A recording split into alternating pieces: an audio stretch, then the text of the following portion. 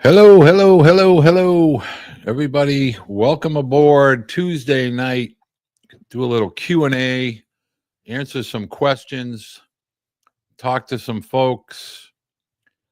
I'm hoping Mr. McNabb is in the chat that can, if you are a parent, a student athlete, and you have a question,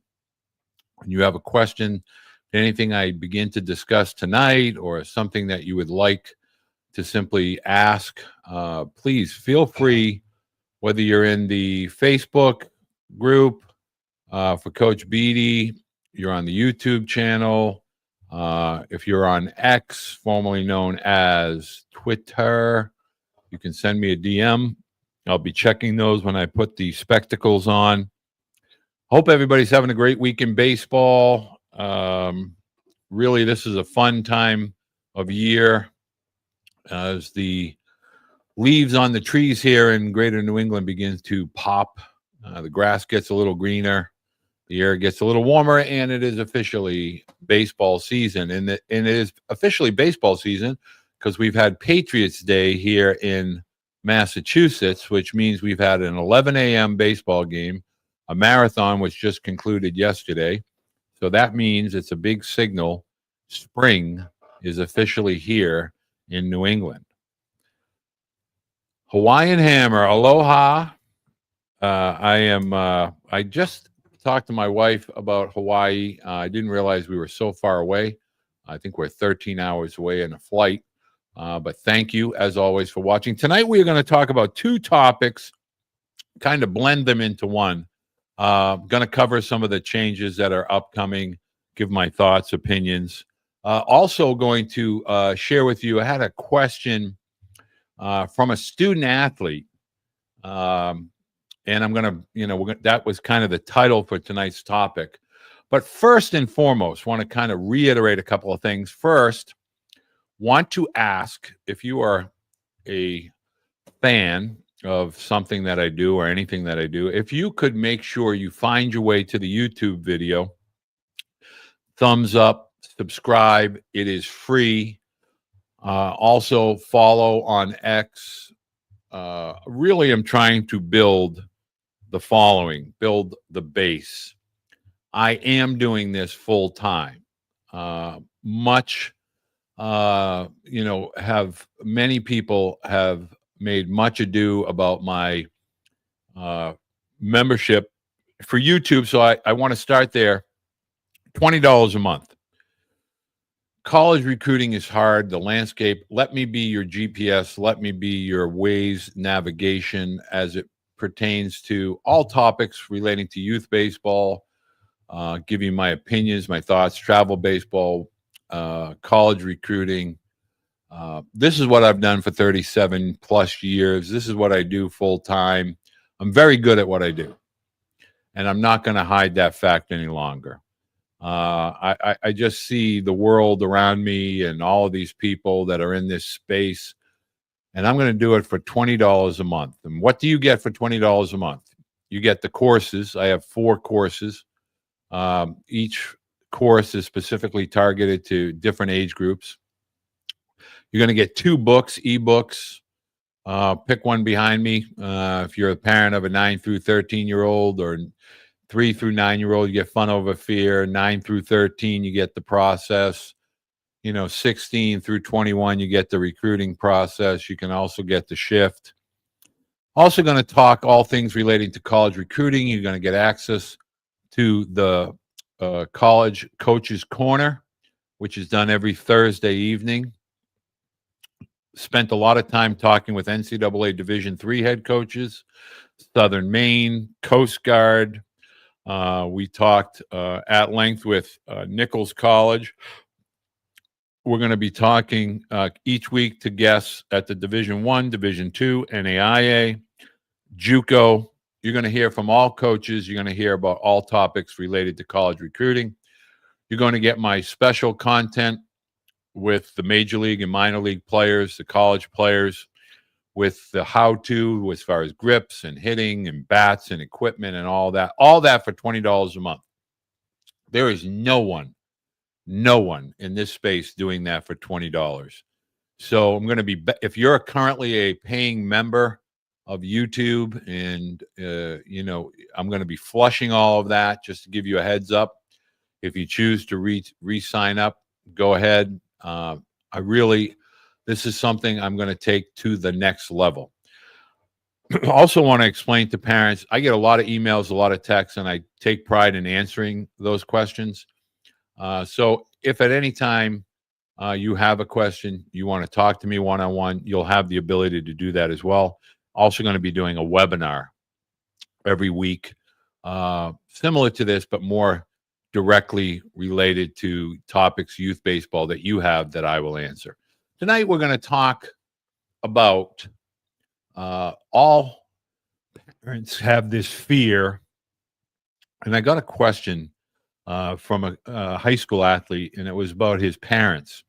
And being a parent and having lived this experience, I thought I would take the time to kind of share my thoughts on this topic.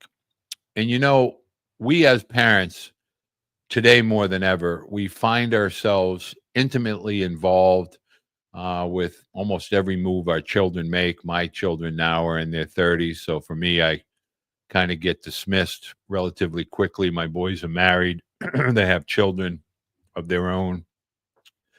But when it comes to this phase in life for parents, whether you're just starting your process as travel ball parents, little league parents, high school age parents, I think it's very important. The athlete asked me, how can I tell my parents, that I would love for them to be supportive and be mom and dad, but I have enough coaches, and I just would love for them to be sharing and supporting. And I want to take this time. I'm very empathetic when it comes to this because, as I've alluded to in the past, I had a situation when my youngest son was 12 at a little league game that I became that loud parent, swing the bat, let's go kind of thing. And then when I heard it on videotape, I was really, taken aback by that. And I watched my son's reaction. And from that point forward, I tried to be a better dad, a better parent, and kind of be in the background a lot more. And parents, I want to take the time for you to understand that sometimes we get caught up with the officials. Sometimes we get caught up with the opposing team, the opposing team's parents. Important to know that we are not the ones competing. We are not the ones that are, practicing, preparing. We drive our children to their practices when they're younger. We kind of try to attend as many of their games. But I want to kind of share with you some of the mistakes that I've made and kind of allow you to avoid making those mistakes as your children get older. Youth sports, or the business of youth sports, really puts a lot of pressure and a lot of expectations on our young student athletes. And I say young from the age of 9 all the way up and through 18 in high school, or 19 in high school. And we become, the screaming parent, yelling at officials. We become the ones yelling at the opposing coaches. The bats are illegal. We yell at the umpires, mix in a strike, use your good eye. That stinks. All without understanding that our children are the ones that are competing. Our children are the ones that have to go between the lines. Our children are the ones that have to execute. And it's sports. It's youth sports. It's school sports. The value of the trophies and the ribbons and the rankings, they're fleeting. But our relationship with our children, we want to last a lifetime. We want to create those moments and memories. But we have to understand it's their moment that they are allowing us to share in, to participate in. And I remember my dad He passed away when I was 16. And I remember him working 50, 60-hour weeks, making time to come to my games, and really never saying too much of anything. And he was not an athlete. He was a truck driver. And his concern was, hey, did you have fun? Because it's good to have fun when you're a kid. Because when you become an adult like me, old and broken down, albeit he was, passed away when he was 38, being a kid is going to matter. So be a kid for as long as you can be a kid. I used to say the same thing to my boys. Don't be in a hurry to grow up. Don't be in a hurry. Don't wish time away. Be present, be in your now, enjoy your now. Enjoy your windshield. The rear view mirror comes to all of us. And so as it pertains to youth sports, sometimes we're looking at the lens and it's very short-sighted. And we begin to chase, rankings. We begin to chase statistics. We begin to chase opportunities, better opportunities. And we don't take the time to necessarily embrace where we are and who we are today, who we want to become tomorrow. But our children are giving us the opportunity to share in their moments, in their time, hopefully be a part of their great memories. And that's really what the childhood experience is all about, from that youth athletics all the way through high school. And as I've said many, many times, the vast majority, and in today's world, well over 90, 95% for some cases, they won't participate in college athletics. They won't become professional athletes. They'll become college students, or they'll have a trade, a vocation. They'll have a relationship. They'll get married. Someday they'll have children. So being involved in their now and being supportive of their now, because athletics teach us so much about life, perseverance, persistency, consistency, work ethic, things like that. And these coaches can become mentors, but we have to allow our coaches to coach our children. We can't try to kind of supersede or inject ourselves into what coaches may be trying to teach our children. A lot of the best coaches that my children have are still involved in their life as mentors, as friends, especially at the high school level. I don't think we value, and I'm speaking in generalities, there are always exceptions, but in general, high school coaches, middle school coaches, they tend to be teachers. They tend to be, in the hallways, and they're an active part of the day-to-day life of our children. And so therefore, let's not really get so caught up in what they know and don't know. And, we want to be impressed by the travel world, and they played collegiately, they played professionally, and that's great. But there's something to be said by community and embracing, the childhood friends that we have all the way from grade school and through high school. I just attended a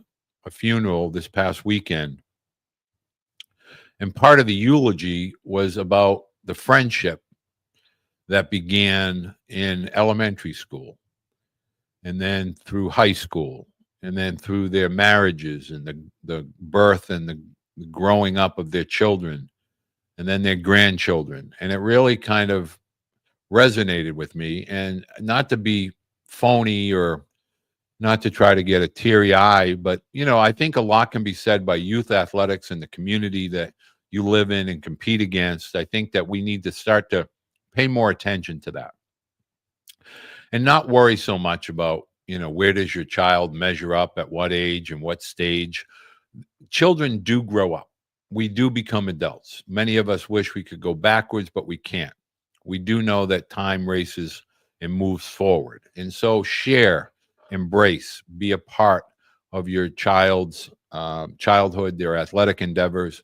Um, Teach them to reach to become the best that they can be. And really don't look at sports as, from a monetary perspective, from a college recruiting perspective. When that time comes, and should those opportunities arrive, we can do that together. But in the meantime, play multiple sports, play musical instruments, be a kid, ride a bike, fish. Do the things that make you happy as a young teenager, a growing teenager. It's okay to say to your mom or your dad, "Hey, listen, I want you to share, and I want you to be there with me. I want you to, go on the ride with me. I want you to be supportive, and I want you to be a part of this. But you're not the one competing.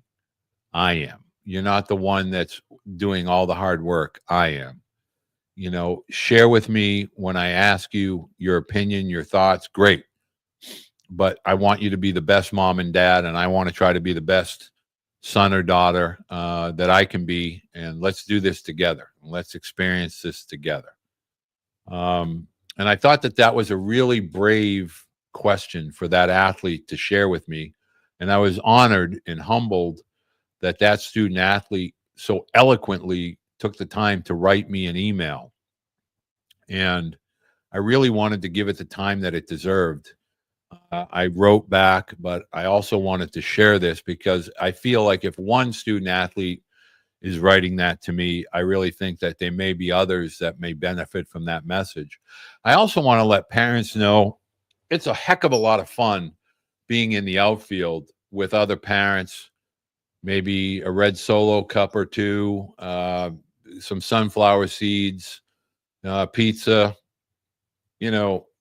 because it all comes and goes. And the more you look at this as an experience and not as a competitor, you'll enjoy it more. You'll embrace it more.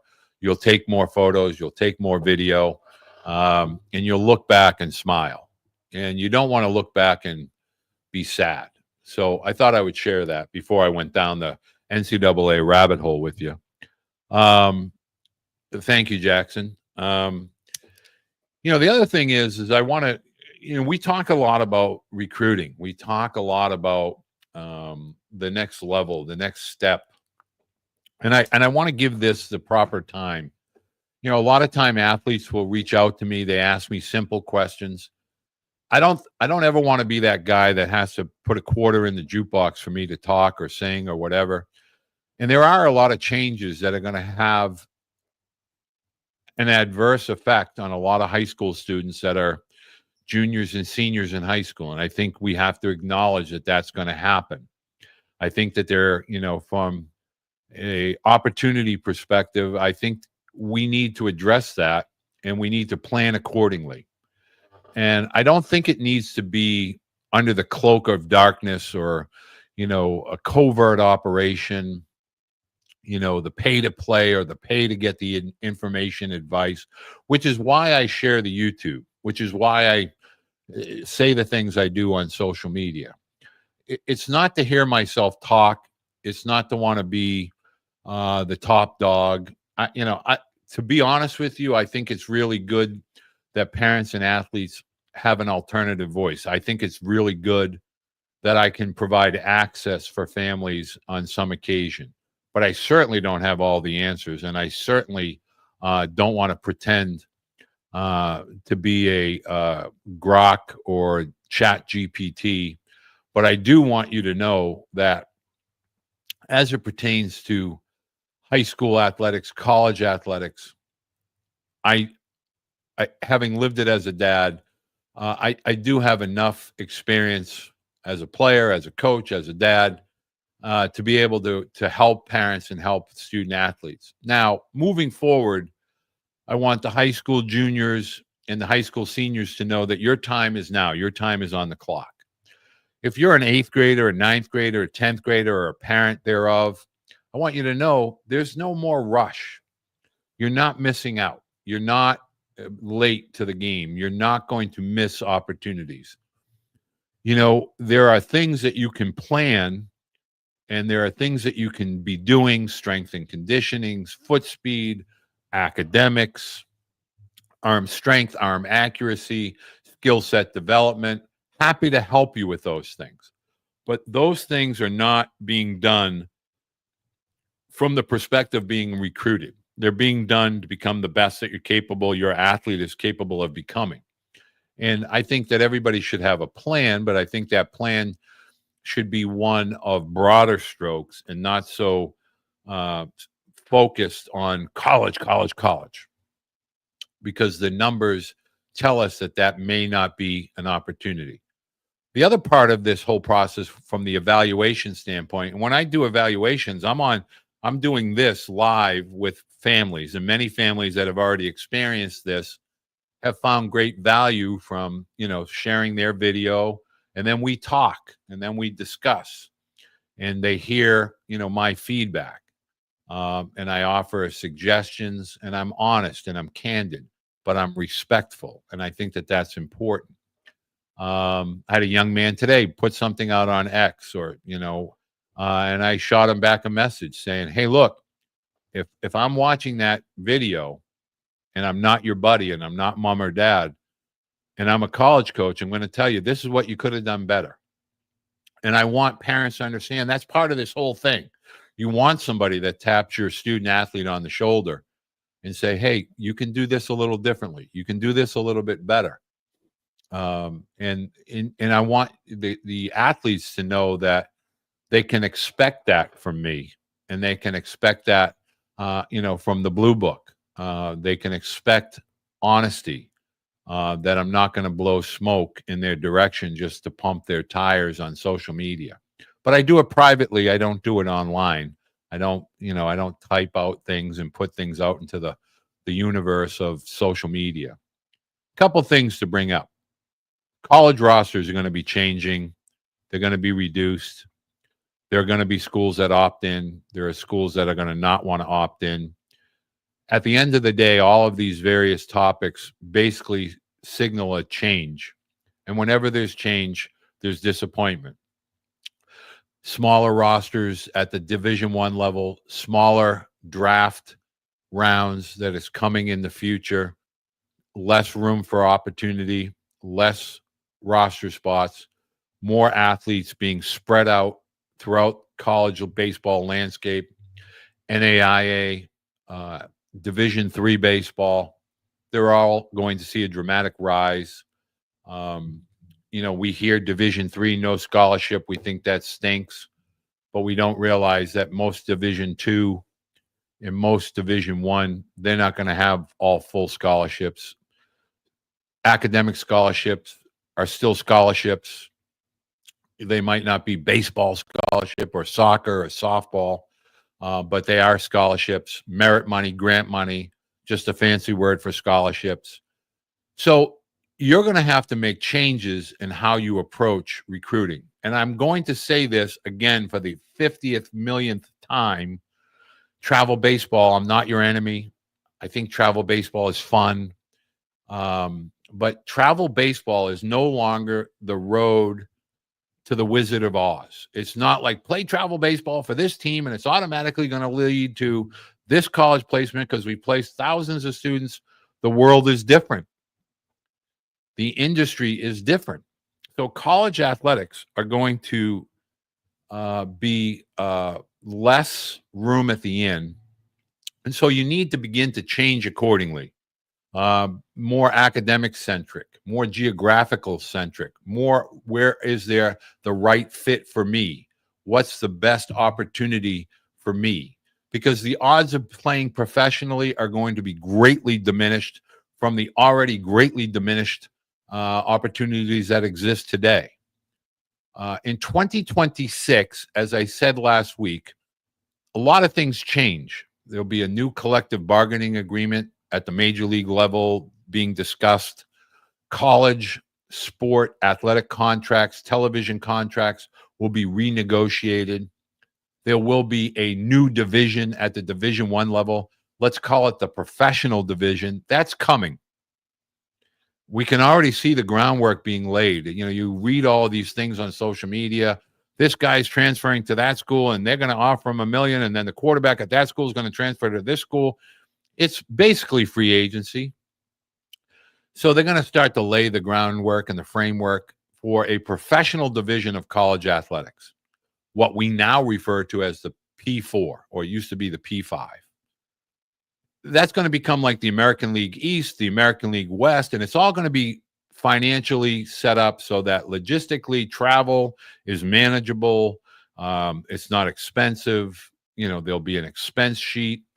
But, these programs at the Division I, high levels of Division I, they have money that's allocated for their, particular sports. Football might be 10 million. Basketball might be 10 million. That doesn't leave a lot of the $22 million left for baseball and softball and what they call the Olympic sports. But there's going to be that professional division. Then there's going to be what I'm going to call the conventional. I don't like to use the word mid-major level of Division I sports. For schools that aren't going to opt in, they don't have the financial capacity and wherewithal to do all the things that will be done at the professional division. They have Title IX considerations. They don't have big alumni bases or booster clubs that are, wanting to finance all of these private jets. Then there'll be the NCAA Division II level. You'll see some Division I's going down to Division III, some Division III's going up to Division I. There's change on the horizon, not only for 2026, but 2027 as well. So we have to plan accordingly. That's why you're seeing the growth and the proliferation of baseball academies, that are essentially becoming these postgraduate baseball academies, athletic academies, IMG Academy. Then there's the academic postgraduate schools that I talk about so frequently. And then there's reclassifying. All of those things are going to amp up and really begin to become a part of the vernacular for a lot of parents. They're going to, how do I afford this? And that's what I'm going to be here for. That's what we're going to talk about. And that is going to become the way of the world. So the kind of ties in with what I talked about earlier. We want our children to have a great childhood, a fun childhood, an active childhood, something they look back fondly. You don't want them to have the weight of the world. You got to go to Division I or everything was just for nothing. Grades have to matter. Character has to matter. Work ethic. Those things that we want sports to teach our children, we have to allow our coaches to instill that and teach that. And then we as parents have to reinforce that. We can't try to be everything all the time for our children. There have to be outside influences. The best decision I ever made in my life was when my youngest son, I connected my youngest son with Eric and Anna Cressy and the whole Cressy Performance family. Best thing I ever did. I dropped him off and boom, he was under their tutelage. And to this day, 15, 16 years later, he still has a relationship with them. Same for his high school coach, at Lawrence Academy. So, I'm grateful to those people. They're still mentors for my sons, and they're still people that they respect and hold in high regard. And I want parents to understand this should be affordable. This should be someone passing the baton back to you as a parent, back to you as a student athlete, without the expectation of you having to put a nickel in or a quarter in the jukebox. Now, $20 I don't think is insignificant, and I think it is a commitment. But I think I have proven to you as parents and student athletes, I care. I communicate with parents. There's a parent right now I've talked to today. Their son is going Division I 3 years ago as a high school freshman. I've never met these people in person. In fact, I don't think I've ever spoken to them via the stream, but I have spoken to them on the phone. Well, their son is still going to Division I, and I helped them, and they never paid me a penny. And there are many people that I have in that regard. And there are others that have wanted more of my time and more of my, the ability to plug in at higher levels academically. And I help those people as well. It takes a village to raise a child. it takes multiple people. No one person has all the answers. And I want you to know as parents and you to know as student athletes that we can do this collective. We can do this, whether you're in Hawaii or you're in Canada. I have a young man that's part of Team Canada.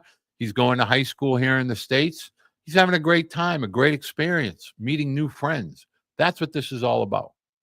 So I'm going to ask you again in closing, first of all, continue, please. I really am humbled and honored that you send me questions, that I get the opportunity to share my thoughts and opinions. I'll always give you the best that I have. I'm asking you as a community if you can take the time to give consideration to becoming a member of the YouTube channel. And if you can't do that, subscribing, is free. Giving a thumbs up helps the algorithm, helps push and promote the content. I also want to let you know that this Thursday, I've had a lot of requests to have a softball or girls sport kind of partner, somebody that has a channel similar to mine that can work with female athletes, specifically with regard to softball and soccer and lacrosse. And I'm going to have that this Thursday at 9 p.m. Going to have a live discussion with somebody that does what I do, but with the softball space and the soccer space. We're going to combine efforts, and this is going to be a collective, and we're going to work with families. So whether it's just subscribing to the channel, which is free, growing the subscriber base, engaging with my video, engaging with my social media, following me on social media, that helps build sponsorships. That helps build the brand. There are a lot of people that have less than nice things to say. You know what? I learned a long time ago, you can't make everybody happy, but if you help people and you have a good heart and good intentions, and that's just part of life. And going forward on the membership side, for $20 a month, I mean, literally, that's less than the price of a bat or a glove.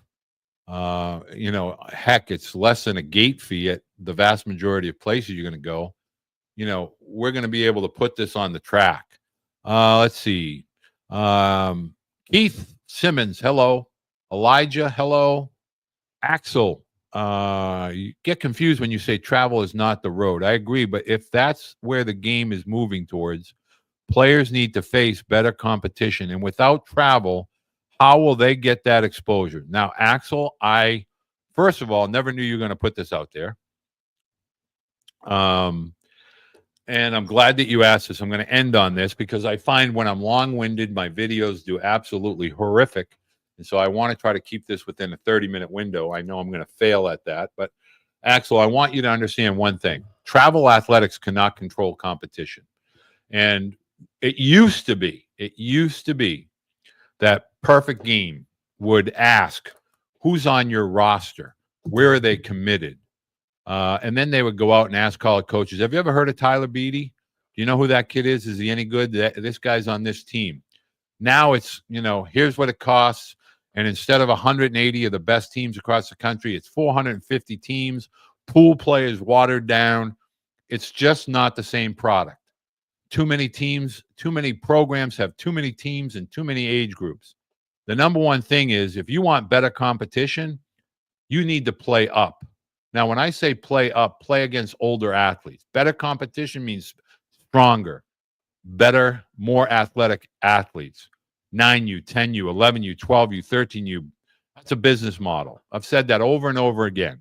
I can promise you the boys that are playing Legion baseball, high school baseball, Babe Ruth baseball, Little League baseball, playing against older athletes, play up. If you're 15, you shouldn't be playing 15U baseball. You should be playing 17, 18U. Challenge yourself. Face better competition. Face older, more skilled athletes. Travel baseball is great if you know that they're working on skill set development, mental and physical strength, and they are in a developmental mindset, meaning they're going to play strong teams. They're going to play competitive teams. They're going to play in tournaments where the best are. You don't want pool play. You don't want to go through 4-0. You have a mercy in game one. You win 21-0. You played 3 innings. The next game, you have an hour and a half time limit. That gets rained out. You get to the playoff game, and now all of a sudden, everybody's bringing out the hired guns. You face the guy throwing 80, and then in the championship games, you're facing guys throwing 90. High school, high-level competitive high school games and high-level conferences and leagues, college baseball is guys throwing mid to upper 80s at minimum, low to mid 90s at the premium. And if you're a high school athlete, you're trying to challenge yourself. Don't be a 14U or 15U trying to win trophies in 14U and 15U. That's not going to cut the mustard. It's just not. So if you don't want to hear it from me and you think it's all a bunch of BS, that's great. I'm just telling you, by the time you try to lace up spikes in college and the guy on the bump on Friday and Saturday night are future major leaguers, are you going to wish at 16 you are facing 19-year-olders when you're 20 facing 24-year-olders in college? Those are the facts, Jack. I definitely need a lid for the bows for sure. That is absolutely 1,000%. I want to end on this. Not negative on travel ball. A lot of the best travel ball coaches had a great influence on both my boys. I want you to understand travel baseball cannot be all things to all people. You can't pay your way to get to a level of status at the higher levels of baseball, college and professional. You have to be able to execute. You have to be able to compete. You have to be able to toe the rubber or get in the box and compete. The sooner that you become comfortable with being uncomfortable, the better your athlete will be. The sooner you prepare your body physically and mentally for the grind, for the competition, face the guys with elite velocity, face the guys with elite spin and deceleration with elite changeups. Learn how to read spin. Learn how to have competitive at-bats.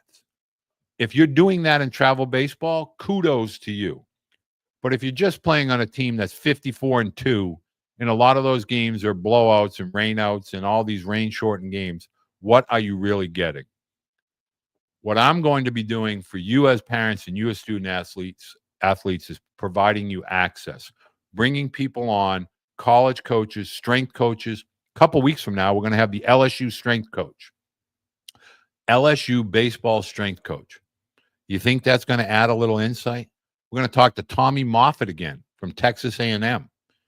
These are ways for you as parents to learn because you can listen to the people that are there, the people that are playing professional baseball, coaching professional baseball, coaching and playing college baseball.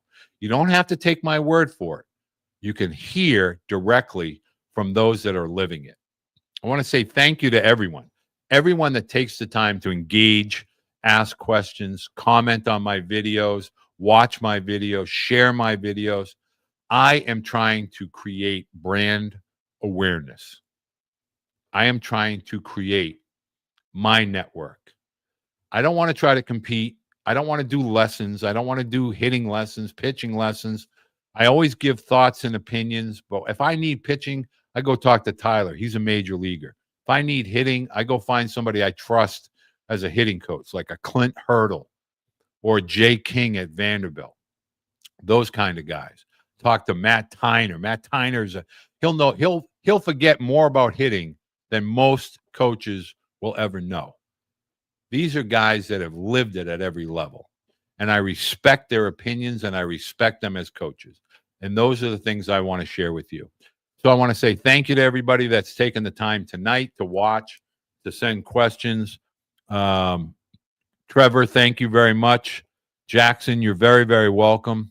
Axel, I am appreciative of you taking the time to ask me the questions. Keith, thank you for watching. Mr. McNabb, thank you for watching. You need to be disconcerting in choosing a travel team. David Bradley, amen. Amen. You need to choose, not chase your travel team. You need to choose, not chase. Well said, David Bradley. As far as the people that are blowing my phone up right now, I want to say thank you to you. I appreciate you taking the time to send me the messages, to send me the comments. If you can do one thing for me over the next few weeks, it's baseball season. Please share if you think I say something relatively smart or relatively beneficial. Please share that with others. Please share my channel with others. Please engage, continue to engage, subscribe, and please give strong consideration to becoming a member. I think much like membership drives or anything like that, this is something that I do full time. And my wife will always ask me, did those people hire you? And that means, are you doing this out of the kindness of your heart? I do this because I'm very good at it and I love it. And I love it a lot. And baseball has done a lot of good for me. And I think that we need to do that and give that back. And that's what I'm trying to do. But for me to do the editing and do the filming and travel and talk to these coaches, it does require a certain monetary commitment. I'm not asking you to pay a lot of money. I'm not asking you to do a yearly. I'm just saying if this is something that you like, subscribe, engage. It helps the algorithm. If you want to become a member, you want to get the courses, you want to watch the coaches corner, you want to interact with the college coaches, you want to be part of the webinars. I don't think that's asking a lot. So thank you very much for joining me tonight. Have a great rest of your season, a great week in baseball. Thank you for the love. Thank you for the questions. And join me this Thursday as we begin with the Baseball Blue Book to become a little bit more softball centric and have some softball and soccer and female sports so that we can help the female student athletes as well. You all have daughters. You all have sisters. We have to be kind. Title IX is a very big deal. Have a great week and look forward to talking to everybody on Thursday.